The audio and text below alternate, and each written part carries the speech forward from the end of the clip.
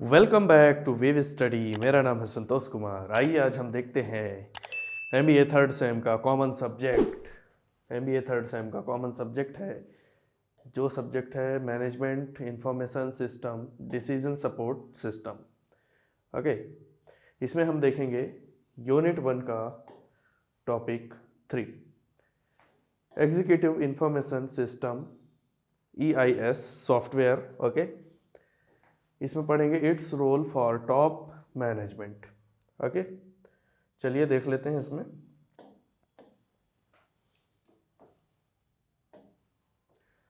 Executive information system क्या है? ये एग्जीक्यूटिव इंफॉर्मेशन सिस्टम EIS क्या है, इसका पहले हम डेफिनेशन देखेंगे। ओके, डेफिनेशन देखने के बाद फिर इसमें एग्जांपल देखेंगे।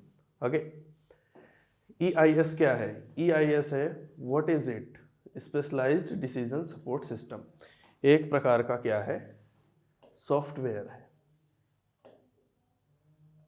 एक प्रकार का क्या है? सॉफ्टवेयर है।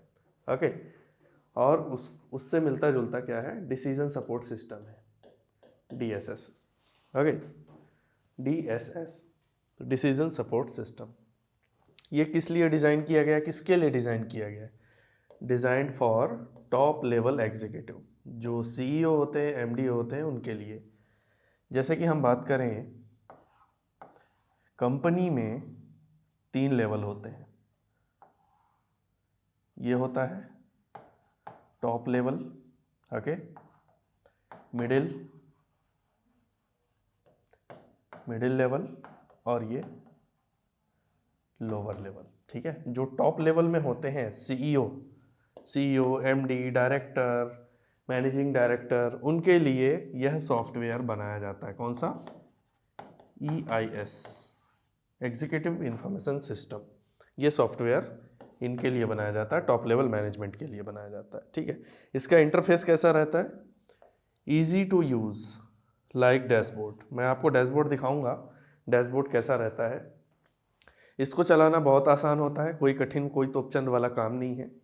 ठीक है, लेकिन जो बनाता है वो बहुत मेहनत लगाता है अपनी। जो डैशबोर्ड बना के देता है ना, वो अपनी बहुत सी सारी मेहनत लगाकर बना कर देता है। ठीक है, इसके functions: quick access to internal और एक्सटर्नल इंफॉर्मेशन। इसको तुरंत एक्सेस मिल जाता है। EIS सॉफ्टवेयर से हमें तुरंत एक्सेस मिल जाता है कि कंपनी के अंदर क्या चल रहा है और कंपनी के बाहर क्या चल रहा है। ओके, तो ये ऐसा सॉफ्टवेयर काम करके देता है। ठीक है, एग्जाम्पल देख लेते हैं। जैसे कि मान लेते हैं कार मैन्युफैक्चरिंग कंपनी है, कार मैन्युफैक्चरिंग कंपनी है। ठीक है, अब EIS जो सॉफ्टवेयर है उसका यूज़ किस टाइप से होता है? मान लो CEO ऑफ एक कंपनी, जैसे या फिर टाटा मोटर्स का हो या फिर मारुति का, टाटा मोटर कंपनी का CEO हो या फिर मारुति सुजुकी का CEO हो। ठीक है, वो इस चीज़ को कैसे यूज़ करता है? ठीक है, अगर उसे पता करना है कार मैन्युफैक्चरिंग कंपनी में कि क्या चल रहा है उसके अंदर, मतलब उसके कार जो बनावट है वो क्या चल रहा है उसमें, मतलब कार बन रही है कि नहीं बन रही, सेल हो रहा है कि नहीं हो रहा है, क्या क्या चल रहा है। ठीक है, तो CEO के पास इतना टाइम होता नहीं है कि हर कार का फाइल पलटा पलटा कर देखेगा कि अच्छा इस कार में ये फंक्शन है, इस कार में ये फंक्शन है, इसमें ये है। ये इतना टाइम नहीं होता CEO के पास। प्रॉब्लम क्या आती है? No time to read thick file. CEOs के पास इतना टाइम नहीं होता है कि फाइलों को एक एक करके पढ़े। ठीक है, फिर क्या क्या एक्शन लेते हैं? वो ओपन करते हैं, open EIS dashboard on computer और टैबलेट। अब उनके पास फाइल पढ़ने का टाइम नहीं है तो वो क्या करते हैं? EIS सॉफ्टवेयर लगाते हैं, जिससे या तो वो कंप्यूटर में ऑन कर लेंगे या फिर कोई टैबलेट में ऑन कर लेंगे। तो ये एक्शन लेना पड़ता है उन्हें। ठीक है, फाइल पढ़ने का टाइम नहीं है। पुराने समय में होता था, जब कंप्यूटर सिस्टम नहीं था, जब अपने पास ऐसी कोई टेक्नोलॉजी नहीं थी, ठीक है, जिसका हम ग्राफ बना ले, जिसका चार्ट बना ले और देख सके। ठीक है, तो आज के टाइम में हमारे पास वो टेक्नोलॉजी है जो मतलब करोड़ों डेटा को एक छोटे से पेज में, एक छोटे से स्क्रीन में लाकर दे देता है।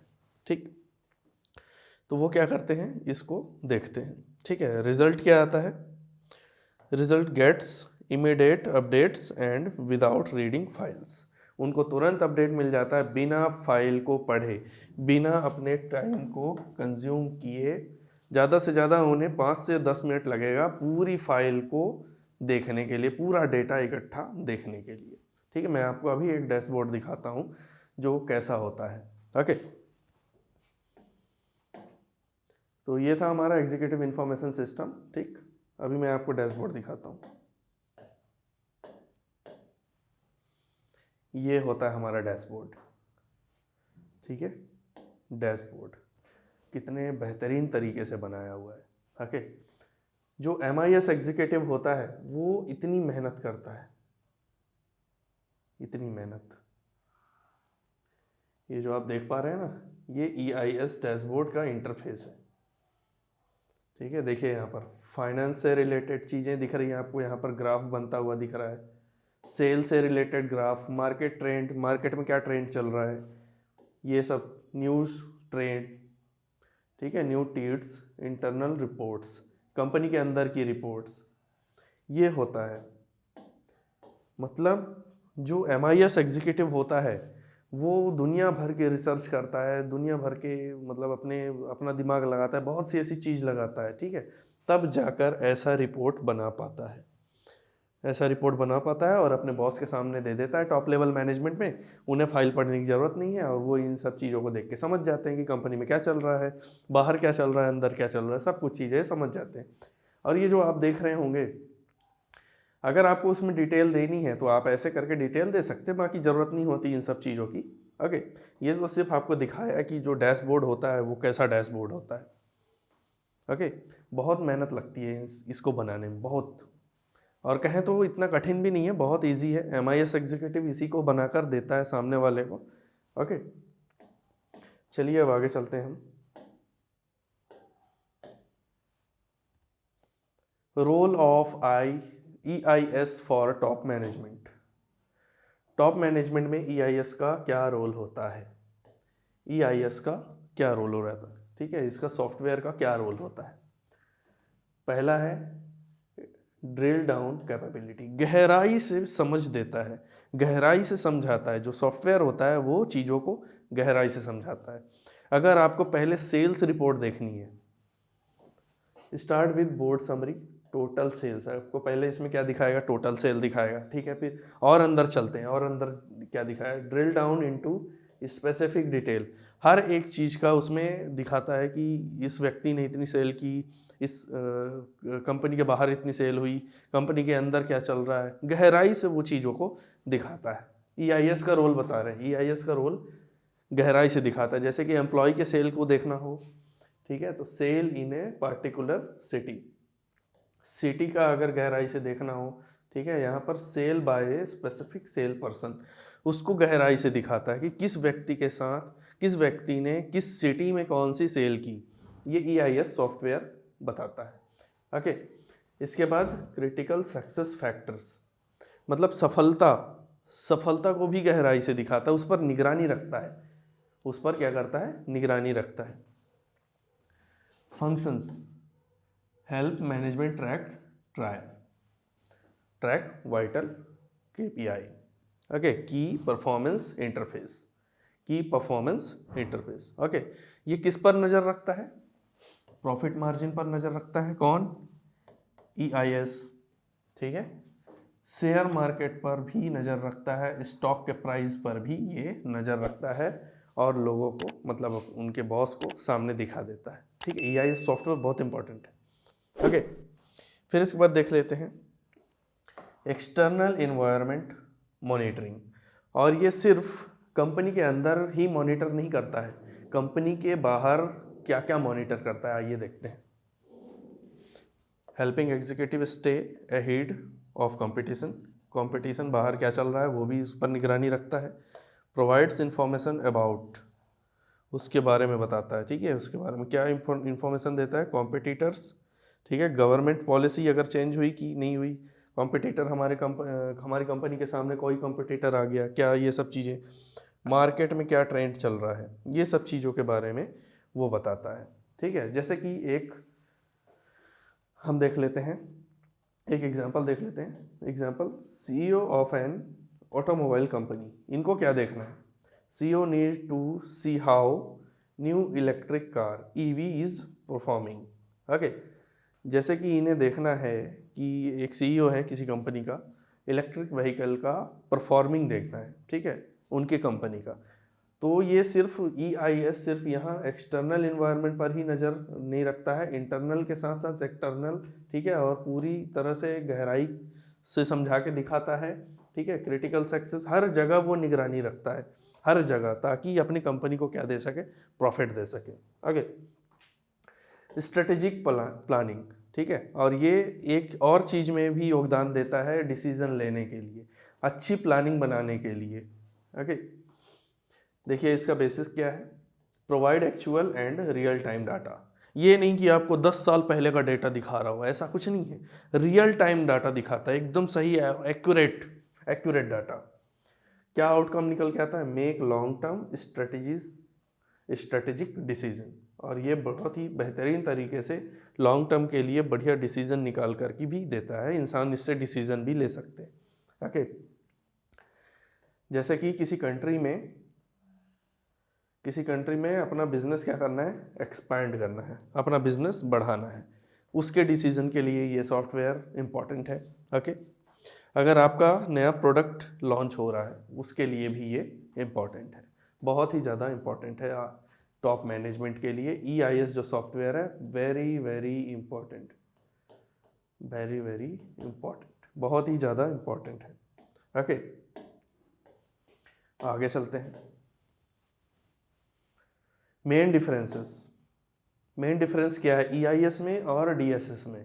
पहले EIS में देख लेते हैं मेन डिफरेंस। ये सिर्फ किसके लिए होता है? ओनली टॉप मैनेजमेंट के लिए होता है।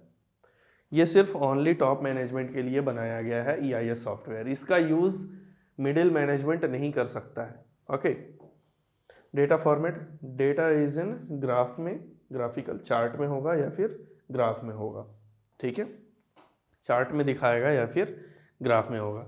EIS का यूज़ DSS यूज़ करने वाले मिडिल मैनेजमेंट यूज़ नहीं कर सकते हैं, बिल्कुल भी नहीं कर सकते। ओके,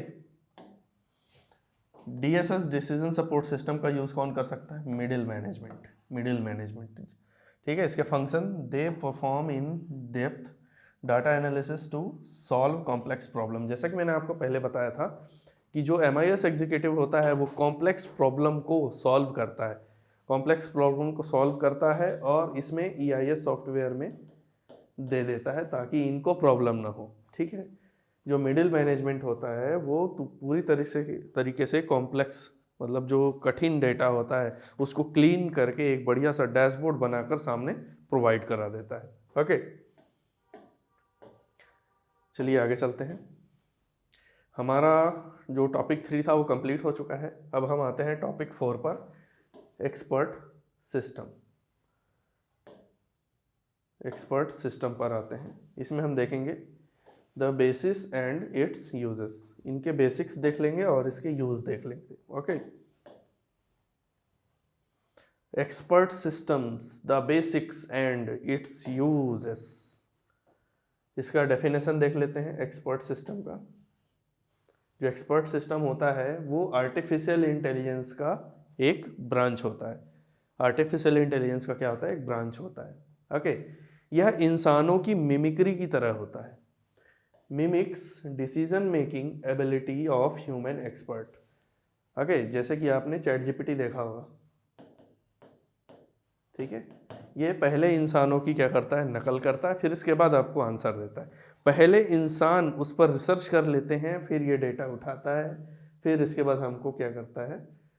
रियल टाइम डेटा देता है, रियल टाइम डाटा हमारे तक पहुंचाता है, ठीक है। इसके अंदर जैसे कि हम एग्जांपल में बात करते हैं ChatGPT के अंदर मतलब इतना सारा डेटा कैसे आया? ठीक है, देखिए, uses of A set of rule and knowledge base, उसके अंदर ऐसे कई रूल्स होते हैं, कई ऐसे नॉलेज कोडिंग के थ्रू ऐड किए जाते हैं ताकि हमें एक बढ़िया सा आउटपुट मिल सके। To solve complex problem in a specific field, जैसे कि अगर आपको कोई प्रॉब्लम आती है और आप इससे पूछते हो कि मुझे इस सब्जेक्ट में या फिर ये ऐसी कोई प्रॉब्लम है, तो ये क्या करता है, तुरंत कॉम्प्लेक्स प्रॉब्लम को सॉल्व करके दे देता है, ठीक है। और हमें आसानी हो जाती है कि अच्छा ओके, हमें दिमाग लगाना नहीं पड़ता, ये दिमाग लगाता है, ठीक है। और धीरे धीरे इंसान का दिमाग कमज़ोर होते जाता है, ठीक है। एग्जाम्पल देख लेते हैं। माइसिन, मान लो मेडिकल इंडस्ट्री में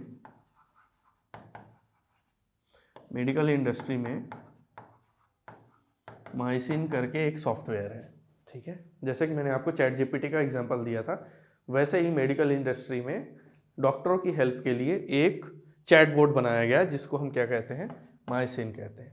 अब ये क्या है देखते हैं। ए मेडिकल एक्सपर्ट सिस्टम है, ठीक, डिज़ाइन टू हेल्प डॉक्टर्स की हेल्प के लिए उसको डिज़ाइन किया गया है, लोगों की हेल्प के लिए चैट जीपीटी डिज़ाइन किया गया है, okay. As skilled as a human doctor in detecting bacterial infection, किसी को अगर बैक्टीरियल इन्फेक्शन है तो ये क्या करता है, उसके सिम्टम्स को पता करके डॉक्टर की हेल्प करता है कि इस व्यक्ति को ये प्रॉब्लम है। जैसे कि यहाँ पर देख सकते हो माइक्रोस्कोप बना हुआ है, ठीक है। तो ये स्कैन करता है, स्कैन करके बता देता है कि ये बैक्टीरियल इन्फेक्शन है कि क्या है, ये दुनिया भर की चीज़ें बता देता है, ठीक है। डॉक्टर के लिए माइसिन सॉफ्टवेयर बनाया गया, लोगों के लिए, आम जनता के लिए चैट जीपीटी बनाया गया उनके कॉम्प्लेक्स प्रॉब्लम को सॉल्व करने के लिए। अंडरस्टूड? आगे चलते हैं।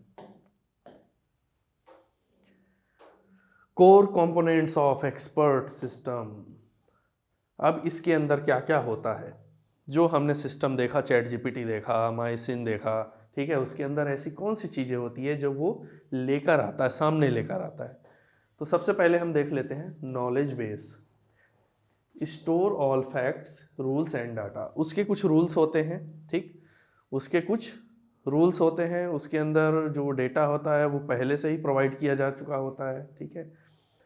और रूल्स से मतलब है कि वो आपको गलत जानकारी नहीं देगा। जैसे कि अगर आपको बॉम्ब बनाना है, अगर आप पूछते हैं चैटबॉट से कि बॉम्ब कैसे बनता है, ठीक है, तो वो बोलेगा नहीं, मेरा जो ऑनर है उसने मना किया, स्ट्रिक्ट मना किया है कि आपको ये सब चीज़ों के बारे में जानकारी नहीं दूंगा, ठीक है। और अगर आप पूछते हैं कैसे करना है किसी का, तो वो इसके बारे में नहीं बताता है, ठीक है। वो क्यों नहीं बताता, क्योंकि उसकी कोडिंग ही ऐसी की गई है।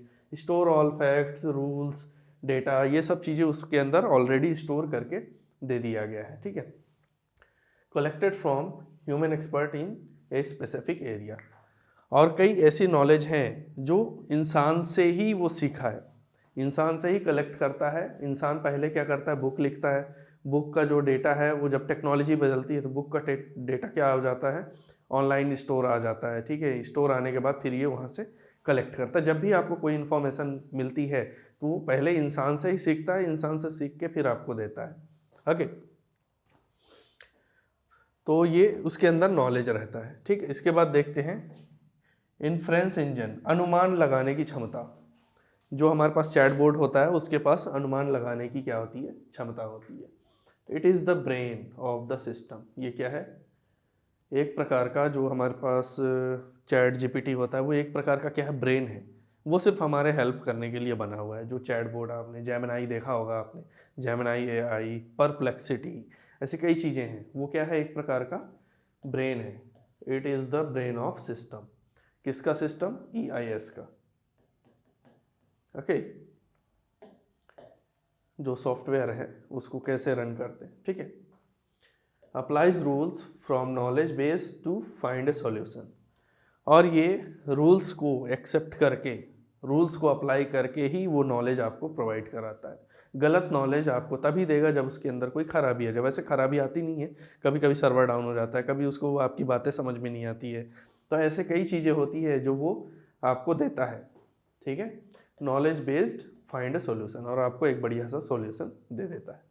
यूज़र इंटरफेस के लिए द स्क्रीन फॉर इंटरेक्शन, एक बढ़िया सा स्क्रीन रहेगा, ठीक है। और आप यहाँ पर क्या करोगे, टाइप करोगे, बढ़िया, ये कीबोर्ड बना हुआ है छोटा सा, टाइप करोगे और सामने से यहाँ पर लिख कर आ जाएगा, तुरंत आपको क्या दे देगा, सॉल्यूशन दे देगा, ठीक है, enter queries and get advice. आप अपना क्वेरीज इंटर करोगे और आपको एडवाइस तुरंत मिल जाएगा, विद इन सेकेंड मिल जाएगा। Okay,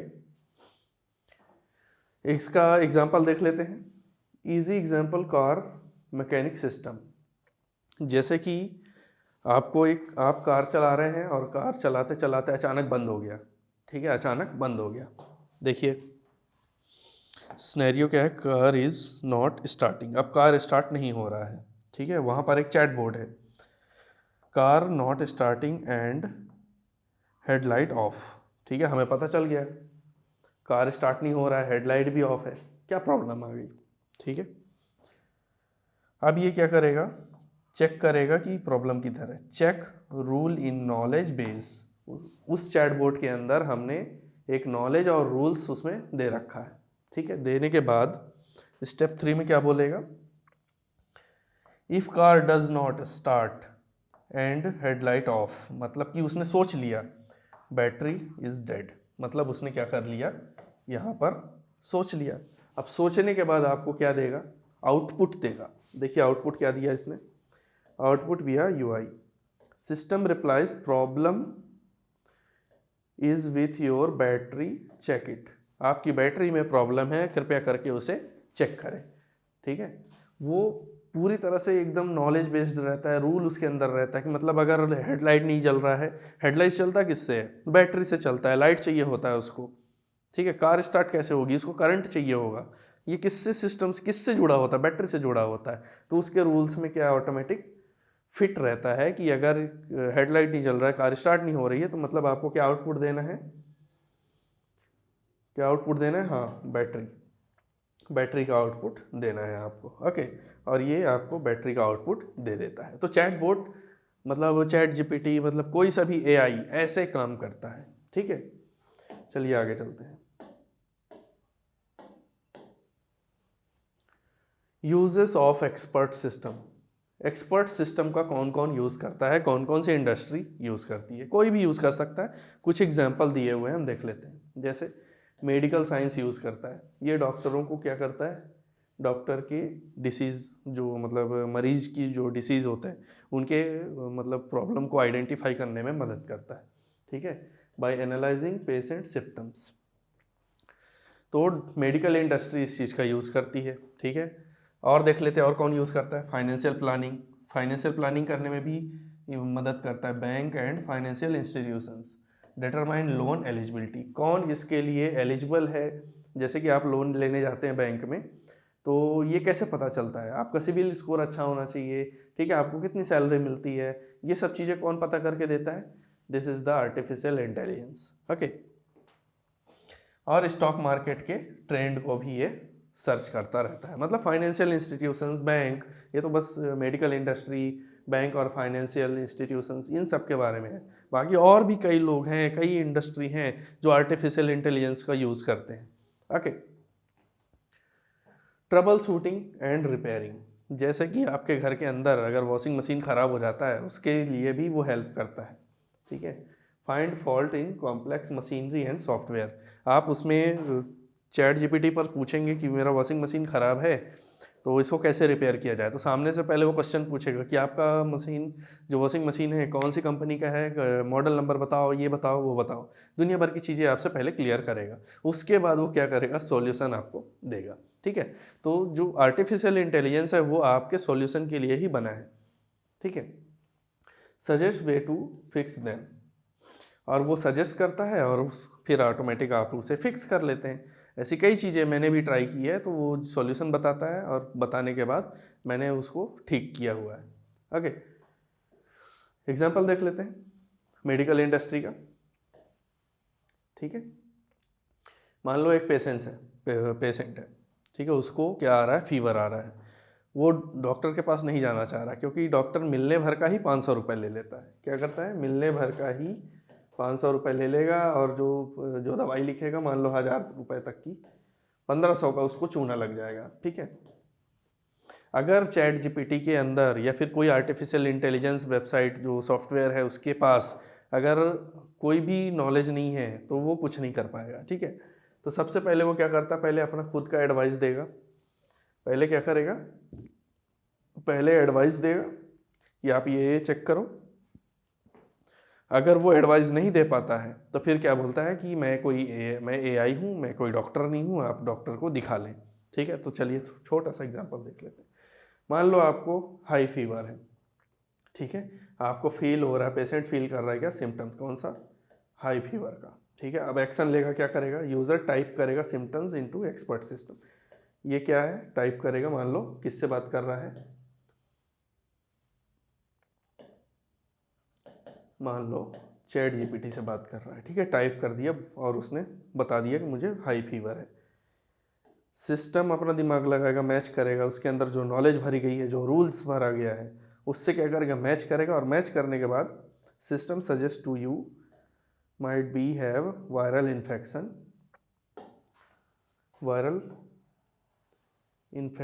consult a doctor. आपको वायरल इन्फेक्शन है और आप क्या कीजिए, डॉक्टर से कंसल्ट कीजिए, क्योंकि आप सिस्टम बताएंगे। ठीक है, और सिस्टम बताने के बाद वो आपको बोलेगा कि आप एक काम करो, डॉक्टर से मिल लो। डॉक्टर से मिल लो मतलब 1500 का चूना लगा दिया उसने। नॉर्मल फीवर होता तो वो बता देता आप ये कर लो, वो कर लो। ठीक है, तो ऐसी कई चीज़ें हैं जो वो बता देता है। ओके,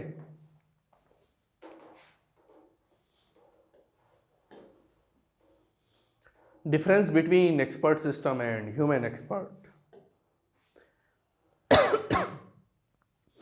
क्या अंतर है, इंसान अगर एक्सपर्ट है और मशीन एक्सपर्ट है तो उनमें क्या डिफरेंस है। पहले हम देख लेते हैं जो चैटबॉट है वो क्या है, डज नॉट गेट टायर्ड, ये कभी भी थकता नहीं है। जो सिस्टम है वो कभी भी नहीं थकता है। मशीन को आपने देखा होगा, वो कभी नहीं थकता है। अगर वो ज़्यादा काम कर लेता है तो ज़रूर ख़राब हो जाता है या फिर कुछ हो जाता है। ठीक है, मेंटेनेंस करने की ज़रूरत रहती है। ओके, यह कभी नहीं थकता, 24/7 अवेलेबल रहता है। 24/7 अवेलेबल रहता है। डज नॉट हैव बेस, ये पक्षपात भी नहीं करता है। ओके, यह पक्षपात नहीं करता है। अब इंसान का देख लेते हैं। अगर इंसान एक्सपर्ट है, ह्यूमन कैन गेट टायर्ड, इंसान थक भी जाता है, 8 घंटे से ज़्यादा काम नहीं कर पाता, ज़्यादा से ज़्यादा 12 घंटे 15 घंटे, इससे ज़्यादा काम वो नहीं कर पाता। एक्सपर्ट सिस्टम जो है अपना आर्टिफिशियल इंटेलिजेंस, वो कितना काम करता है, वो बढ़िया 24/7 काम करता रहता है, कोई दिक्कत नहीं आती उसको। ठीक है, लेकिन इंसान क्या होता है, यहाँ पर थक जाता है। Can give different opinion in different situation, different situation में, जैसे कि ये पक्षपात नहीं करता लेकिन ये पक्षपात कर देता है। डिफरेंट सिचुएशन के हिसाब से ये क्या करता है, पक्षपात करता है। सामने वाला व्यक्ति कौन है, ठीक है, उसका रिलेटिव है या रिलेटिव नहीं है, उसके हिसाब से ये क्या करता है, बताता है। ओके, तो ये होता है difference between expert system and human expert.